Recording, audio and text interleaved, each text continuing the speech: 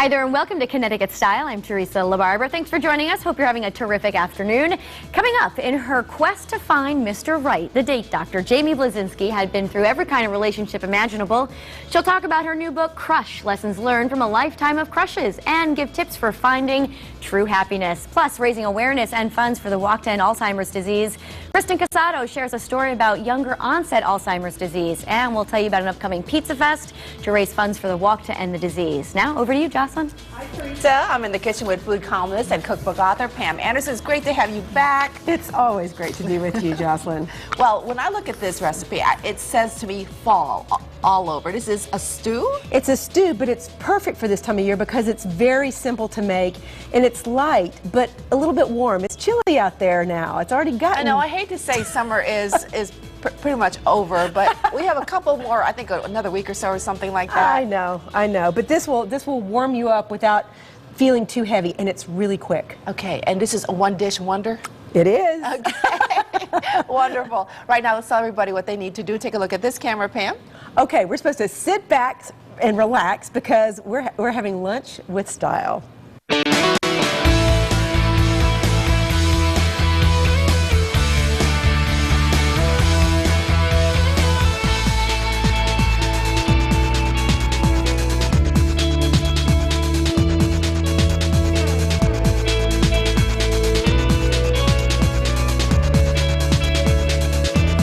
Protecting New Haven. Our families. Our neighborhoods.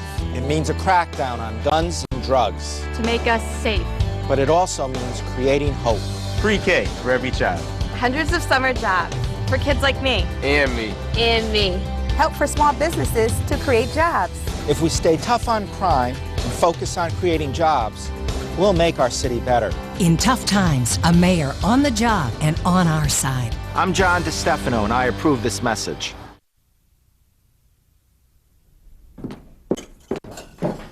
Rachel?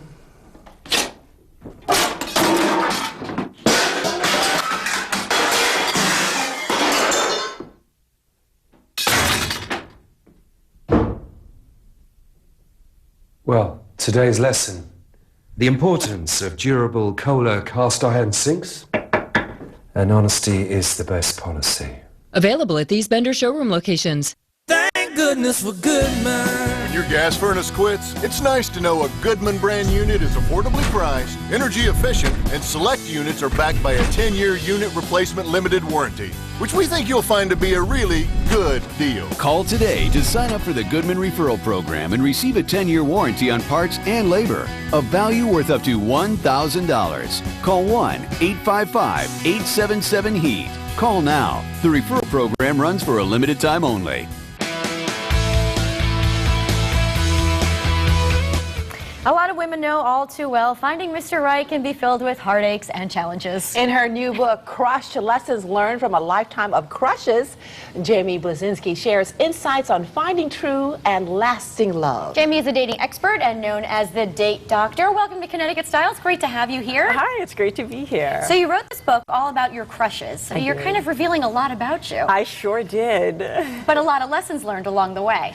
Absolutely. So each chapter is kind of a different guy, more or less? Each chapter is titled That Guy's Name. Some of the names were changed to protect the innocent and not so innocent. But they all know that they're in the book. About half of them I was able to find on Facebook, yeah. Surprise.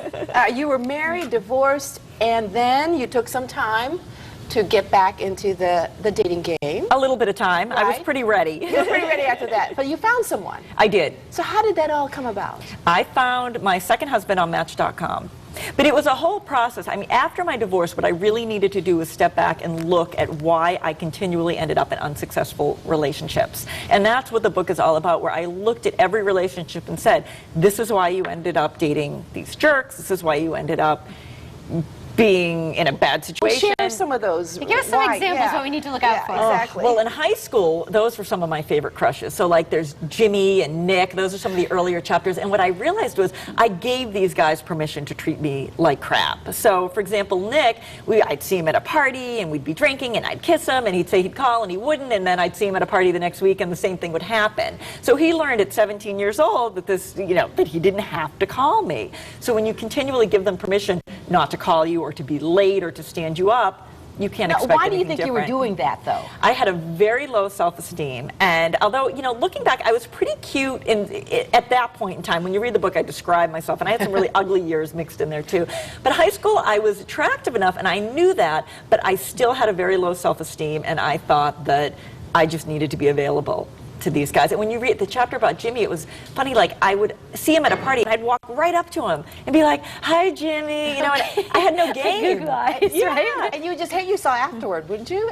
Yes, I was just so obvious and available. And after each chapter, what's funny is I give myself dating advice. So if I only knew then, with Jimmy, maybe he wouldn't have noticed me, but I should have walked up to his friends and chatted with them instead of going That directly would have done it. That would have created some jealousy, Jamie. It would have. So you just mentioned you didn't have any game. Can you go into details for us? What does that mean, more or less? And usually you think of guys having game, not so much women. Well, I hate to call it game, but back then that's really what it was. I was just so available. I was right in front of them. Don't wonder where I am. Don't wonder if I'm interested in you. Here I am.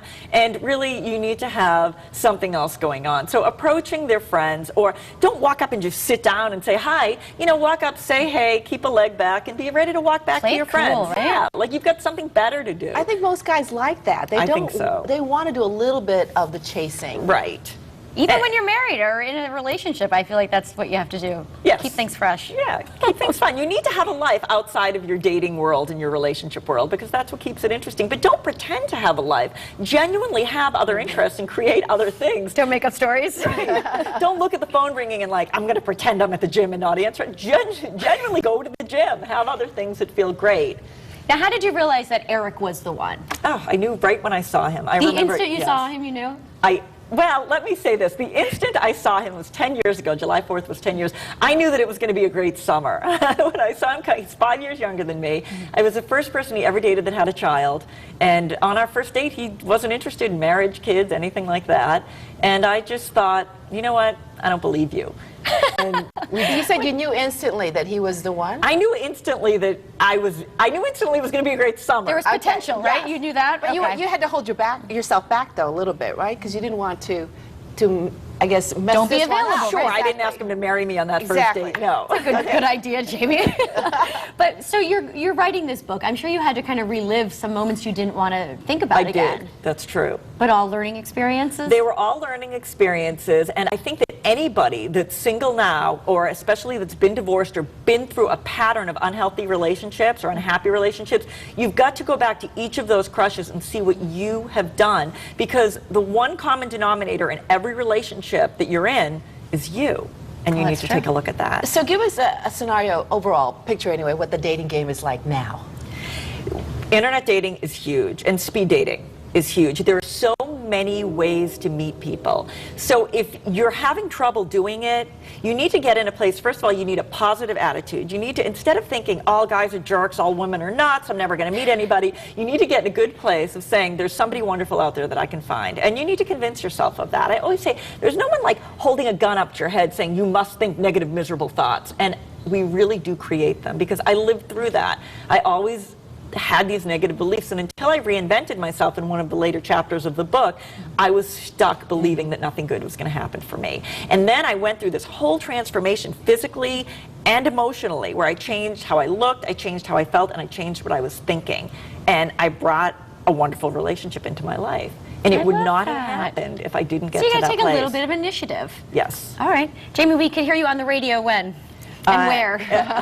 I'm on the Dave and Scott Show every Friday at 6:10 on your ride home, 6:10 p.m. Offering up advice? Yep, 96.5 TIC. Terrific. All right. And one more time, the name of the book is Crush Lessons Learned from a Lifetime of Crushes. Jamie, thanks so much for joining us. So informative, right? I've enjoyed this. Up next, a one-dish meal that is so simple and delicious. Pam Anderson shares a couple of her favorite recipes when Connecticut Style returns.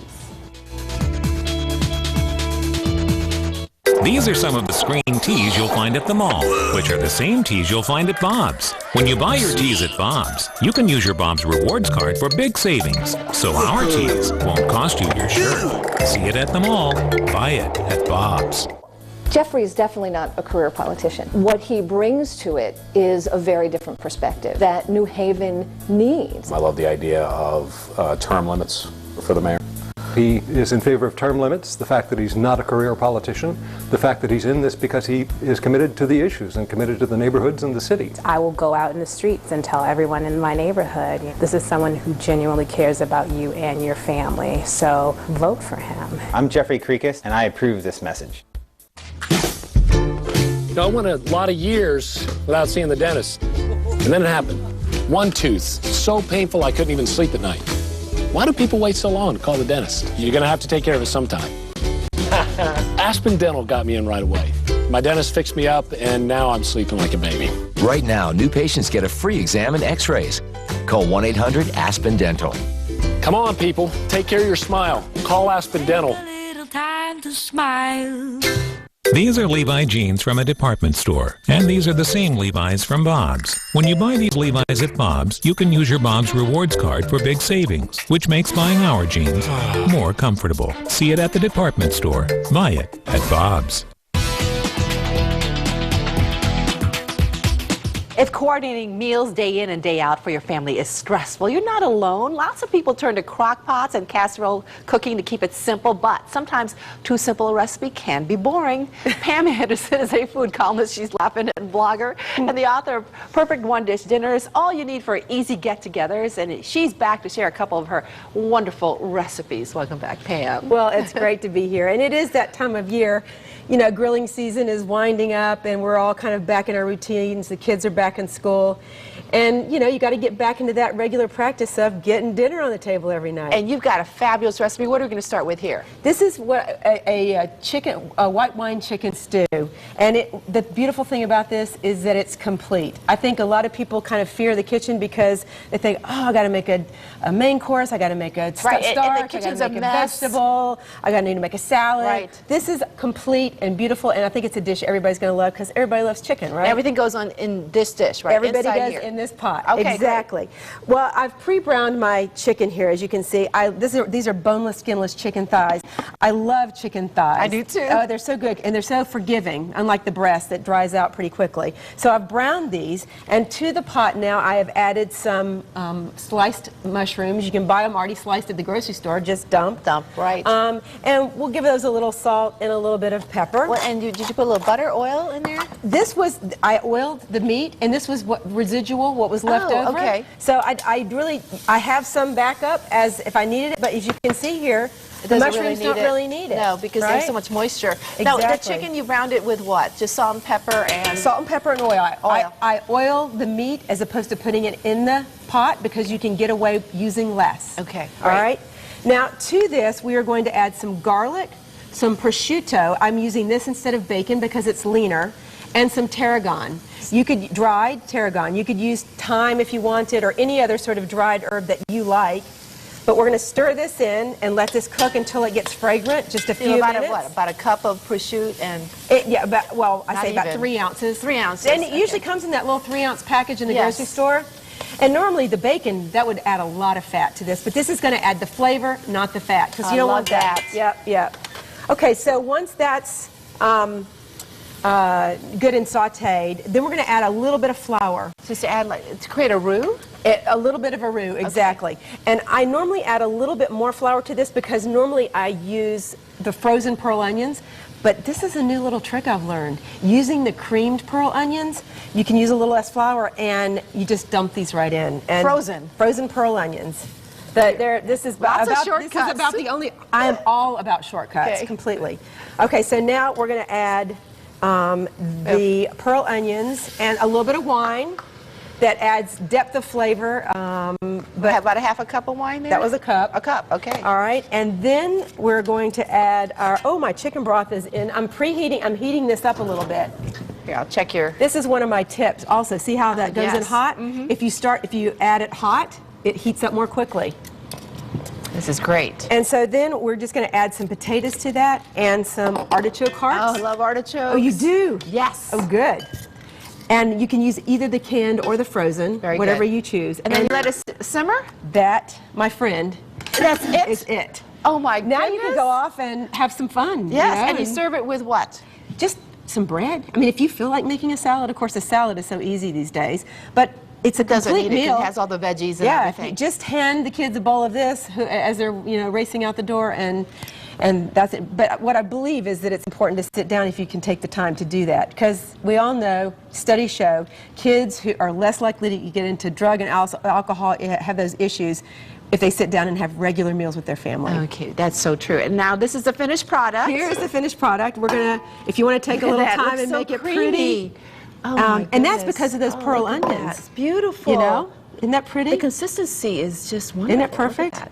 And this can be weeknight supper. It can be that simple. I mean, I did do a little chopping ahead of time. Now you're working on a new book too. I am, and that book will be out in a one? couple months, and I hope you let me back on to talk about that. It's called Cook Without a Book, Meatless Meals. I'm not a vegetarian, clearly, but I do believe in reducing our meat consumption so that we can afford better meat. Less meat, better meat. Looking forward to that. Now, this is a meatless recipe we're going to try right now. This is a yummy dessert. Yummy, okay. You know, again, you can just hand the kids an apple after dinner, but you know, they're not going to be too interested in that. We're going to roast some apples. Obviously, you've got plenty of time left to do that.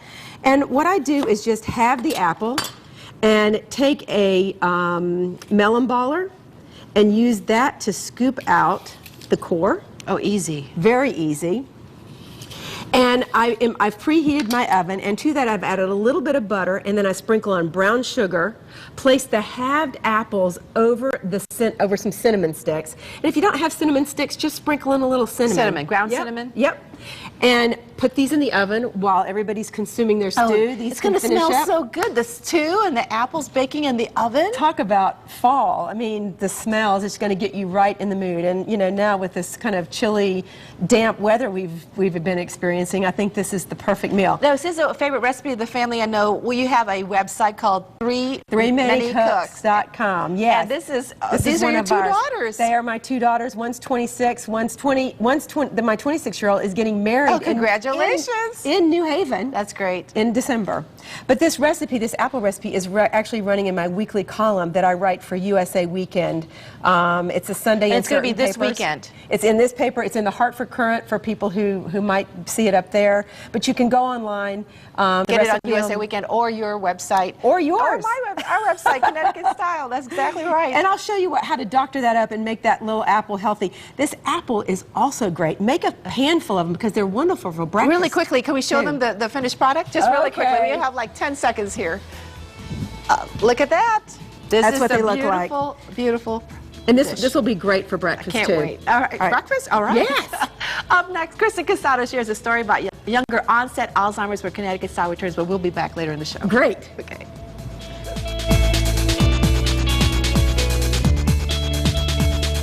Unbelievable pics of Hurricane Irene. Unbelievable videos of Hurricane Irene. You shot all these and sent them to us through Report It, and they helped us do a better job covering the storm. Thanks so much for being a part of the team. Their daughter's need for wheels cranked up a battle between exes. This says you agreed to help with the car. I put tires on the car. Mr. Cole, that's baloney, sir. Next, Judge Judy. Today at 4 on News 8.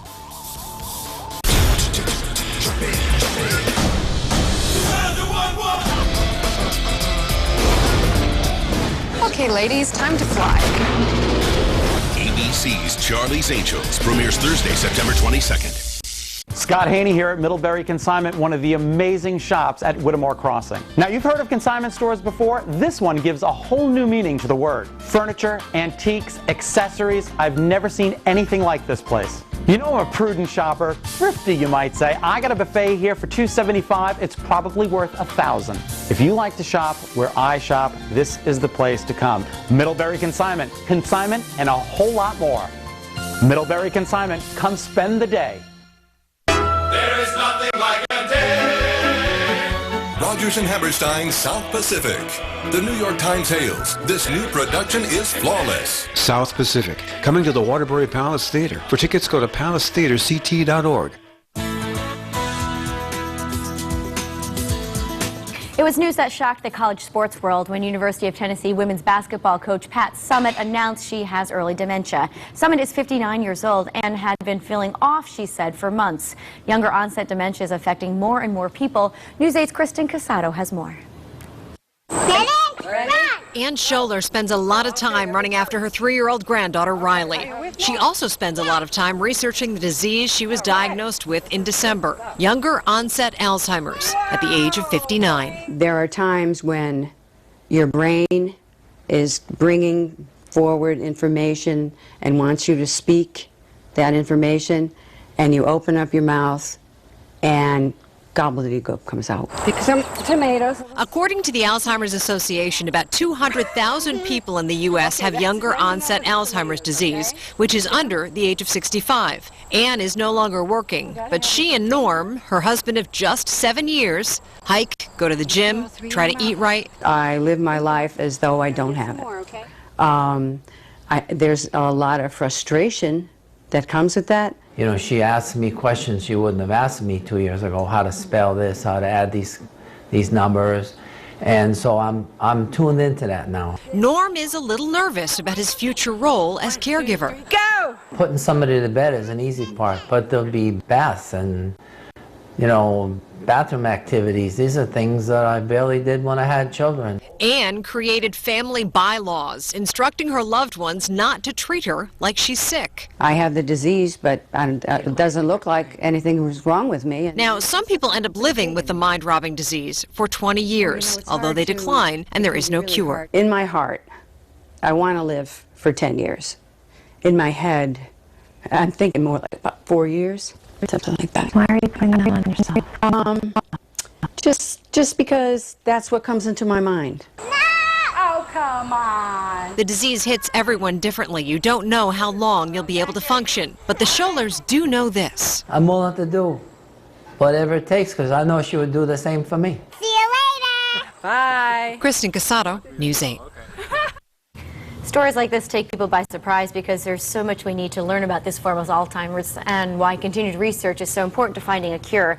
Julianne Ramia is a life guidance director at the Atria at Larson Place and is here to tell us about Pizza Fest and how you could support the Walk to End Alzheimer's. Welcome to the show. It's nice to have you here. Thank you. So it's startling. 5.4 million Americans have the disease. 2/3 are women.